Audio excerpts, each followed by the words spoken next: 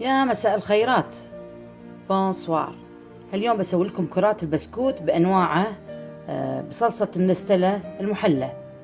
معانا هني باكيتين كبار من حجم الجيمر، 16 بسكوتة من بيتي بور، علبة كاملة دايجيزيتيف، 12 حبة من الأوريو، 6 جبن كريمة، علبة كبيرة من نستلة المحلى، قرشة كبيرة من العسل، وتشيس من دريم ويب. راح اخلط بالخلاط، اطحن البسكوت كله.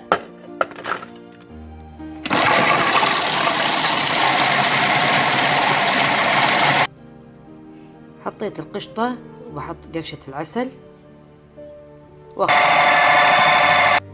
صارت عندي عجينة متماسكة، واذا حسيتيها شوية لينة زيديها شوي بسكوت مطحون.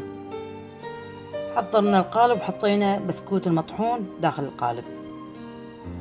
كل حبة نكورها هالشكل. اللي ما تبي كاكاو اوريو مو لازم، تقدر تستكفي بالبسكوت الابيض.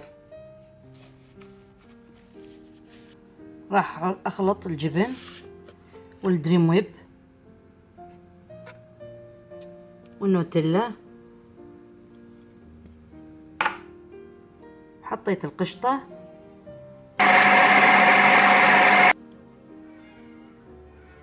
وصب الصلصة.